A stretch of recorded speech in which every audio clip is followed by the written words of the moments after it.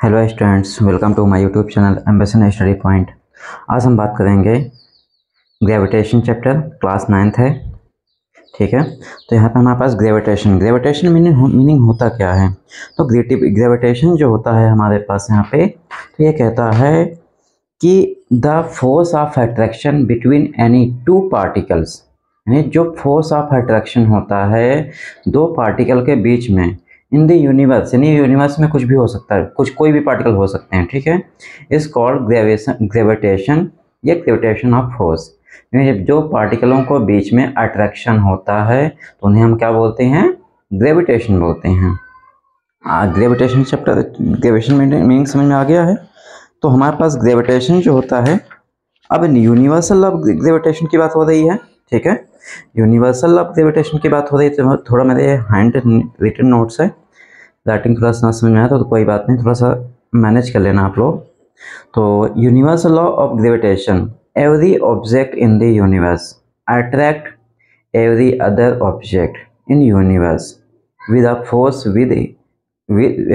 force which is proportional to the product of their masses and inversely proportional to the square of the distance between them। यानी कहने का मतलब इसका ये है कि यूनिवर्स में कोई भी ऑब्जेक्ट है, कोई भी ऑब्जेक्ट हो सकता है, कोई भी बॉडी हो सकती है। ठीक है, तो वो एक दूसरे को क्या करते हैं, अट्रैक्ट करते हैं। तो जो ये अट्रैक्ट करते हैं, जो दो डबल मास होंगे, यानी डबल मतलब m1 m2 दो बॉडी होगी यहाँ पे। ठीक है, जैसे यहाँ पे फिगर में दिखाया गया है। तो ये एक दूसरे को क्या करेंगे, अट्रैक्ट करेंगे। जो फोर्स लगेगा वो क्या होगा, directly proportional to their product of masses, m1 m2 यानी मासेस। ठीक है, और इनवर्सली प्रोपोर्शनल होगा, क्या होगा, इनवर्सली प्रोपोर्शनल होगा इसके स्क्वायर ऑफ द डिस्टेंस। यानी डिस्टेंस हमारे पास इनके बीच, दोनों के बीच क्या है, हमारे पास आ रहा है। तो यानी इनवर्सली प्रोपोर्शनल क्या होगा हमारे पास, their distance, square of the distance. तो यहाँ से हम अगर इक्वेशन को सॉल्व करें तो F equal to m1 m2 यानी मास हमारे पास है, दूसरा इनवर्सली प्रोपोर्शनल है, ये डायरेक्टली प्रोपोर्शनल था। तो यह हमारे पास F इक्वल टू 1/r² आ गया है। तो इक्वेशन 1 इक्वेशन 2 को जब हम आपस में कंबाइन करेंगे, ठीक है, तो F प्रोपोर्शनल हमें m1 m2 अपॉन में r² मिलता है। m1 m2 पता है क्या है, यानी इनका बॉडी का क्या है, मास है। तो यहाँ से हमारे पास F इक्वल टू जो है हमारे पास प्रोपोर्शनल हटेगा तो ये क्या आ जाएगा, G आ जाएगा। G क्या होता है, ग्रेविटेशनल कांस्टेंट होता है। यानी F equal to G m1 m2 upon में r²। तो ये हमारे पास इसकी ड्राइव आ गया फॉर्मूला हमारे पास। हमें फोर्स निकालना पड़ेगा इनके बीच में, तो हमारे पास ये अप्लाई कर देंगे ग्रेविटेशनल फोर्स के लिए। अब हमारे पास कुछ पॉइंट्स हैं यहाँ पे हमारे पास, इनके हम थोड़ा जान लेते हैं। तो ये कह रहा है हमारे पास पॉइंट्स में, if the distance between two particles, इन दोनों पार्टिकल्स के बीच की जो डिस्टेंस है इज डबल, अगर डबल होती है, ठीक है, देन ग्रेविटेशनल फोर्स बिकम्स 1/4, यानी क्या हो जाएगी, 1/4 हो जाएगी, यानी चौथाई हिस्सा हो जाएगा। If the distance between the two particles is held, यानी आधी हो जाएगी, the gravitational force becomes 4 times. ठीक है, तो 4 टाइम्स रहेगा। और हम सिग्निफिकेंस की बात करेंगे, इसकी सिग्निफिकेंस क्या होता है ग्रेविटेशनल फोर्स का। तो सिग्निफिकेंस में हमारे पास जो है the existence of the solar system, यानी सोलर सिस्टम जो एग्जिस्ट होता है ये ग्रेविटेशनल फोर्स की वजह से, यानी यूनिवर्सल ऑफ ग्रेविटेशन की वजह से होता है। ठीक है, और holding the atmosphere near the surface of the अर्थ, जो भी नियर द एटमॉस्फेयर है, यानी कि हमारे पास बहुत सारी गैसेस हैं जो हमारे लिए नेसेसरी होती हैं, जैसे फॉर एग्जांपल में ऑक्सीजन वगैरह हो गई। तो ये क्या है, एक अर्थ ने क्या कर रखा है, होल्ड कर रखा है, यानी पूरे उसमें एटमॉस्फेयर को। तो ये इसके सिग्निफिकेंस हैं। नेक्स्ट हमारे पास सिग्निफिकेंस इसका आता है, for the flow of water in reverse, यानी वाटर फ्लो होता है रिवर्स में, तो ये भी क्या है, ड्यू टू ग्रेविटेशन फोर्स। फिर वो रेनफॉल होती है, स्नोफॉल, रेनफॉल या स्नोफॉल, यानी डाउनवर्ड होती है, यानी अर्थ में आके गिरती है, तो वो भी क्या होती है, अर्थ अपने तरफ अट्रैक्ट करती है। तो अट्रैक्शन की वजह से ये सारे पार्टिकल क्या हैं, डाउन द अर्थ, यानी नीचे, अर्थ के नीचे, मतलब अर्थ में आके गिरते हैं। Gravitational force and action distance for the means of the gravitational force always exist between two particles, यानी जो ग्रेविटेशनल फोर्स होता है हमेशा टू पार्टिकल्स के बीच में लगता है, ठीक है। मीडियम कैसा भी हो सकता है उनका। और नेक्स्ट हमारे पास जो पॉइंट है, gravitational force is directly proportional to the product of their masses, जो हमने अभी पढ़ चुका है, हमने पढ़ा हुई। Gravitational force is inversely proportional to the square of the distance between two particles, ठीक है। इनके टू पार्टिकल्स के बीच के भी कहा जो डिस्टेंस होती है उनके इनवर्सली प्रोपोर्शनल होता है। अगर हम यही चीज़ ग्रेविटेशनल कांस्टेंट जो हमारे पास जी है उसकी हम बात करें तो हमारे पास जो जी है अकॉर्डिंग टू न्यूटन्स लॉ, अच्छा हाँ, ग्रेविटेशनल फोर्स का आविष्कार किसने किया था ये तो मैंने बताया नहीं। जो ग्रेविटेशन या ग्रेविटी, इसका आविष्कार जो है किसने किया, न्यूटन ने किया है, ठीक है। न्यूटन ने किया तो कैसे किया इसके बारे में थोड़ा सा हम जान लेते हैं। जब न्यूटन्स भी मतलब जब पार्क में बैठे थे तो इनकी अलग अलग लोग कहावते हैं कि ये लोग पढ़ने में इनका इंटरेस्ट नहीं था, तो ये जो है स्कूल ना जाकर पार्क में जाके बैठते थे या बंक पे जाते थे। हम ये चीज़ें सारी चीज़ सुनते हैं इनके बारे में, लोग अलग अलग अपने अपनी कहावतें फेमस कर रखे हैं। तो जो भी है वो अपने अकॉर्डिंग देख लेना। और हम सिर्फ ये देखते हैं कि ये जो है पार्क में बैठे थे, जो पार्क में बैठे थे, जो बगीचा था, यानी पार्क जो था उसमें बगीचा सेब का, एप्पल का पेड़ था। तो सडनली क्या होता है, एप्पल पेड़ से टूट कर नीचे गिरता है। तब उन्होंने मतलब बोला कि मतलब जब उन्होंने दिमाग लगाया, अपना सर्च किया कि यार नीचे ही क्यों आया। तो एप्पल जो है नीचे जब आया तो उन्होंने सब दिमाग अपना लगाना शुरू कर दिया, तो नीचे क्यों आया, क्यों, किस वजह से आया, क्यों नहीं आया, क्यों ऊपर क्यों नहीं गया, ईस्ट वेस्ट को ना दूसरे डायरेक्शन में क्यों नहीं गया, नीचे क्यों गिरा। तो जब नीचे गिरा तो उन्होंने फिर सीधा सिंपल लॉजिक लगाया कि क्या होता है, अर्थ अपनी तरफ क्या करती है, जितने भी कोई भी पार्टिकल होगा ऊपर, तो वो जब एक फोर्स लगाती है अर्थ, तो जो पार्टिकल ऊपर होगा तो वो नीचे आएगा, अगर किसी से होल्ड नहीं होगा तो उन्होंने फिर क्या बताया कि ये क्या होता है, ग्रेविटी होती है, अर्थ जो है ग्रेविटी लगाती है, यानी ग्रेविटेशनल फोर्स लगाती है। तब इन्होंने पूरा इन्वेंशन किया, ठीक। अब हम बात करते हैं कैपिटल जी की। ये हमारे पास कुछ ड्राइव है, F = G m1 m2 जो हमने किया है। नेक्स्ट हमारे पास RS अपन में ये रिवर्स हो जाएगा इसका, ठीक है। G = हमारे पास ये आ जाएगा। तो यहाँ से हमारे पास जो है ग्रेविटेशन कांस्टेंट की जो हमारे पास SI यूनिट जो होगी, SI unit of distance and masses के बीच में न्यूटन मीटर स्क्वायर पर kg आ जाएगा। और the SI unit of gravitational constant जो G है, ठीक है, इसकी क्या होगी, न्यूटन मीटर पर kg square. Value of gravitational constant की अगर हम बात करें, वैल्यू ऑफ ग्रेविटेशनल कांस्टेंट की, तो F = G m1 m2 अपन में R। ये हमारे पास नेक्स्ट होता है, तो ये हमारे पास पूरा कट के क्या F = किसके आ जाएगा, G के, जहाँ पे हमारे पास m1 m2 क्या है, कांस्टेंट मान लिया, R भी हमारे पास कांस्टेंट है, यानी 1 आ गई। तो यहाँ से हमारे पास F किसके इक्वल होगा, G के, यानी ग्रेविटेशनल कांस्टेंट के। नेक्स्ट अगर हम बात करते हैं यहाँ पे कि जो हमारे पास एक्सपेरिमेंटल वैल्यू जो है G की, वो 6.67 × 10⁻11 न्यूटन मीटर स्क्वायर पर kg स्क्वायर है, ठीक है। और जो G is called also universal constant because the value of G independent होती है, किसी भी डिपेंड नहीं होती है। और the nature of the size of the masses interacting of the bodies, यानी एक दूसरे को क्या करता है, अट्रैक्ट करता है। The space where the bodies are kept, यानी बॉडी में क्या होता है, बॉडी के बीच में स्पेस होता है। The times at which they are force of consider, इनके बीच में क्या होता है, फोर्स लगता है। तो सारे पॉइंट 2 हैं इसके, जो मैंने एक एक करके मैं लिखे थे यहाँ पे।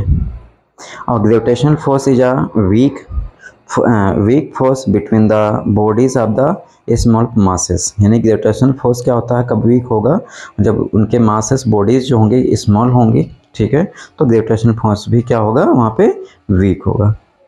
जितने ज़्यादा बॉडी का वेट ज़्यादा होगा, यानी उसका जो है मास ज़्यादा होगा, तो वहाँ पे फोर्स ऑफ इंट्रैक्शन भी ज़्यादा होगा। तो वहाँ पे क्या होगा कि ग्रेविटेशनल फोर्स भी स्ट्रॉन्ग होगा, यानी हाईली इंक्रीज रहेगा वहाँ पे। फॉर एग्जांपल में हम जैसे मान लो हमारी बॉडी है, ठीक है, या कुछ सिंपल में बॉडी को मत लो और ईंट ले लो हाँ, एक उसी के इक्वल का मतलब कोई अदर मटेरियल ले लो, पार्टिकल ले लो, तो दोनों को आपस में कुछ हाइट से उसे गिराओगे तो क्या होगा कि जो जिसकी बॉडी हैवी है, वो यानी जो पार्टिकल हैवी है, ईंट हैवी होगा तो वो नीचे जाएगा, नीचे अर्थ में जल्दी गिरेगा, और जो अदर पार्टिकल होगा वो लेट में गिरेगा। तो यानी इसका मतलब यहाँ पे कहने का मतलब ये है सिर्फ कि जिसका मास ज़्यादा होगा वो अट्रैक्ट जल्दी होता है, वहाँ पे अट्रैक्शन जल्दी होता है। अगर हम फ्री फॉल की बात करें, the motion of a body towards the earth when no other force exerted by the force of a gravity, it is called, क्या होता है, फ्री फॉल होता है। यानी हम जब कोई अट्रैक्शन ना लग रहा हो और जब हम उसे सडनली कुछ हाइट से हम उसे गिराते हैं तो वो क्या होता है, अर्थ अपनी तरफ खींचती है, तो उससे हम क्या बोलते हैं, फ्री फॉल बोलते हैं। अब ग्रेविटी तो मैं तो बता ही दिया है, फिर भी देख लेते हैं। The gravity of a gravitation exerted by a huge heavily body such a earth या मून, ठीक है, और the sun etcetera on the smaller object near its surface is called the gravity, या gravity force of a gravity. यानी कहने का मतलब ये कह रहा है कि ग्रेविटी क्या है कि जो भी मतलब हमारे पास स्मॉलर बॉडीज हैं, जैसे मान लो प्लैनेट हो गए, ठीक है, और मून हो गया, तो ये सभी किसके हैं, अराउंड द सन के अराउंड हैं। तो सन ने क्या कर रखा है, एक तरह से एक दूसरे पार्टिकल में क्या होता है, हमें पता है कि क्या होता है, इंट्रैक्शन लगता है, यानी फोर्स लगता है। ये फोर्स लगा के क्या कर रखे हैं, होल्ड कर रखे हैं यूनिवर्स को, यानी जितने ऑल सोलर सिस्टम हैं। Acceleration due to gravity heavenly body में क्या होता है, इसके अगर हम बात करें तो the acceleration produce in a freely falling body due to the gravitational pull of the heavenly body is called the acceleration due to gravity of the heavier body. जितना ज़्यादा हैवियर बॉडी होगी वहाँ पर उतना ज़्यादा इंट्रैक्शन ज़्यादा होगा। Acceleration due to gravity is denoted by g, यानी जो हमारे पास ग्रेविटी जो होती है स्मॉल जी से डिनोट किया जाता है इसे। Acceleration due to gravity is a vector quantity होती है and directed towards the centre of the heavenly body. यानी जो भी होगा एक वेक्टर क्वांटिटी क्या होता है, यानी जिसमें स्केलर एंड जिसमें मतलब डायरेक्शन भी हो तो इसे स्केलर, सॉरी जिसमें, हाँ, जिसमें स्केल डायरेक्शन हो तो उसे स्केलर बोलते हैं, और जिसमें डायरेक्शन ना हो, ओनली वैल्यू हो, डिजिट मेंशन हो, तो उसे क्या बोलते हैं, स्केलर बोलते हैं, और जिसमें डायरेक्शन हो उसे वेक्टर बोलते हैं। लगता मैंने तुम्हें कंफ्यूज कर दिया, ठीक है। जहाँ वेक्टर का मतलब डायरेक्शन गिवन हो और स्केलर का मतलब जहाँ पे डायरेक्शन ना गिवन हो। तो यहाँ पे यहाँ पे हमारे पास स्केलर क्वांटिटी तो नहीं लिखा है, पर मैंने बता दिया तुम्हें। Different heavenly bodies have the different values of acceleration due to gravity, यानी अलग अलग बॉडी होंगी, उनकी जो है ग्रेविटी भी क्या होगी, अलग अलग होगी, ठीक है। तो जैसे हमारे पास the acceleration due to gravity of the moon 1/6, ठीक है, दैट ऑफ द अर्थ, यानी जो मून पे ग्रेविटी होगी वो क्या होगी, 1/6 होगी। अगर सपोज यहाँ पे हमारे पास 6 kg कोई पार्टिकल का वेट है या ऑब्जेक्ट का बॉडी का वेट है, तो मून पे कितना हो जाएगा उसका वेट, ओनली 1 kg हो जाएगा, ठीक। अब acceleration due to gravity on earth की बात कर लेते हैं। तो जो acceleration due to gravity on earth की बात करते हैं, तो acceleration produce a body due to the gravitation, ठीक है, gravitational pull of the earth near the surface is called the acceleration due to gravity. यानी जब अर्थ जो है अपनी तरफ एंट्रेट करती है, खींचती है, तो उस खिंचाव को क्या बोलते हैं, ग्रेविटी बोलते हैं, ग्रेविटेशन फोर्स बोलते हैं। तो उसी को यहाँ पे हमारे पास F equal to G/m/e upon में RS को तो हमने फॉर्मूला ड्राइव किया है यहाँ पे। तो यहाँ पे हमारे पास m क्या है, मास हो सकता है, और कोई भी मास हो सकता है जो m जो है, और ma जो है अर्थ का मास हो सकता है, अर्थ हो सकती है यहाँ पे। तो हमारे पास दोनों के बीच में रेडियस होगा, तो F इक्वल टू क्या होगा, हमारे पास फॉर्मूला निकल के आएगा F equal to mg। m क्या है, मास है, ठीक है, और g क्या है, ग्रेविटी है। जब इन आपस में जब हम F इक्वल टू हमारे पास ये हमारे पास आया, तो आपस में कंबाइन करेंगे तो हमारे पास इक्वेशन जो बन के आएगी mg इक्वल टू Gm, यानी मास, और मास ऑफ किसी भी बॉडी हो सकता है, मास ऑफ अर्थ अपॉन में ये, तो हमारे पास सॉल्व करेंगे तो जी इक्वल टू हमारे पास जी एम ई अपॉन में आर, ठीक है। तो ये हमारे पास ड्राइव होके आता है। वैल्यू आप जी की बात करते हैं, किसकी वैल्यू आप जी की, तो हमें पता है कैपिटल जी की वैल्यू क्या होती है 6.67 × 10⁻11 न्यूटन मीटर पर केजी स्क्वायर, ठीक है।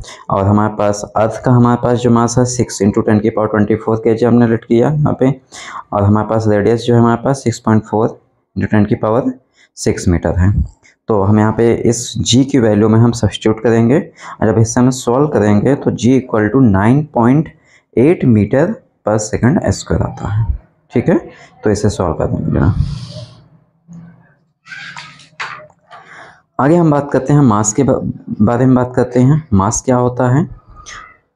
तो यहाँ से हमारे पास जो है mass the quality of matter, sorry the quantity of a matter in a body is called, क्या होता है मास। जो भी बॉडी के अंदर क्वांटिटी होती है एक, ठीक है, बॉडी के अंदर क्या होती है क्वांटिटी होती है, तो उसी को क्या बोला जाता है मास बोला जाता है। अब मास जो है इसकी हम किस उसमें से लिखते हैं, एसआई क्या होती है मास की केजी से। जैसे अपना हम वेट तोलते हैं या कोई भी चीज़ हम मान लो मार्केट में जाते हैं परचेस करते हैं तो किस में होती है वो केजी में होती है, क्योंकि उससे क्या होती है क्वांटिटी को शो करता है। और इसको डिनोट किससे करते हैं कैपिटल सॉरी स्मॉल एम से। अब कैरेक्टरिस्टिक्स मास की हम कैरेक्टरिस्टिक्स जान लेते हैं, यानी mass is a scalar quantity होता है। The mass of a body remain the same at all places, ठीक है। मास क्या होता सभी जगह सेम होगा।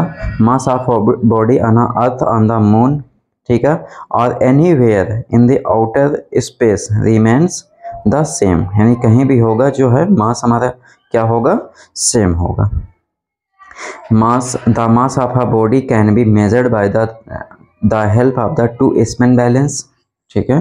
टू स्पैन बैलेंस हम उसे मेजर करते हैं, और आजकल तो इलेक्ट्रॉनिक मशीनें भी आ गई हैं। अगर हम वेट की बात करें ये चीज़, ठीक है, वेट की अगर हम बात करते हैं तो weight of a body the earth is equal to the force which the body attracted towards the earth, यानी कहने का मतलब जितनी स्पीड में या कह सकते हैं कि जो अर्थ जो होता है वो फोर्स लगाती है जिस बॉडी को, उसको अट्रैक्ट करती है अपने तरफ, ठीक है, टूवर्ड्स द अर्थ की ओर अट्रैक्ट करती है। तो the weight of a body, ये तो हम ये भी कह सकते, the weight of a body on the earth is equal to the force of a gravity exerted by the earth on that the body, यानी फोर्स ऑफ अ ग्रेविटी जो हो एक्ट होंगे क्या mass of the body into acceleration due to gravity, ठीक है, दिख रहा है यहाँ पे है एक्सेलरेशन ड्यू टू ग्रेविटी। तो ये हमारे पास आता है the force of a gravity acting on body is equal to the, इतना हमारे पास आता है।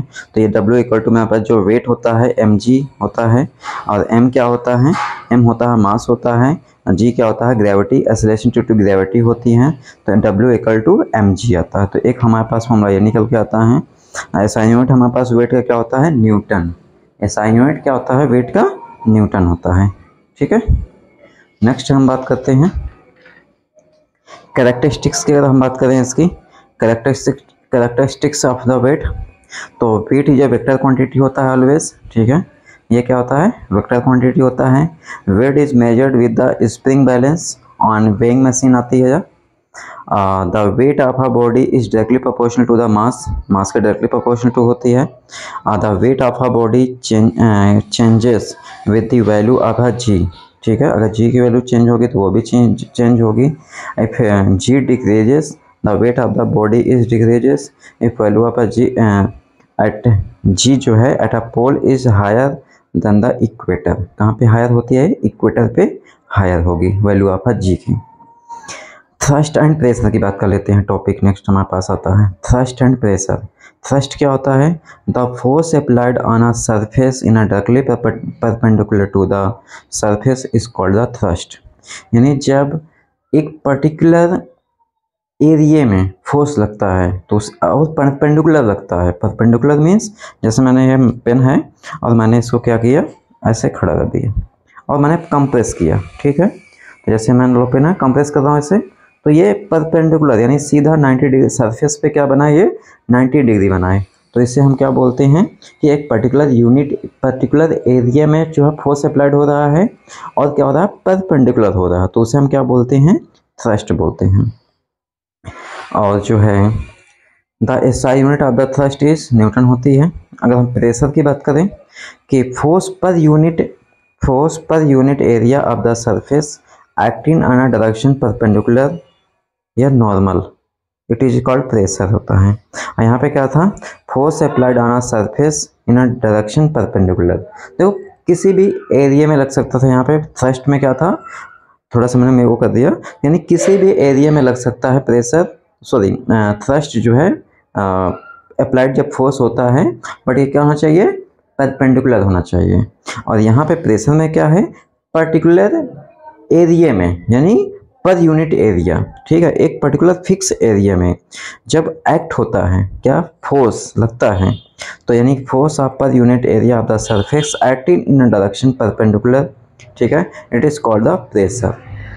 परपेंडिकुलर भी हो सकता है, वो नॉर्मल भी हो सकता है, कंपलसरी नहीं है यहाँ पे, बट थ्रस्ट में क्या है, परपेंडिकुलर ही होना चाहिए।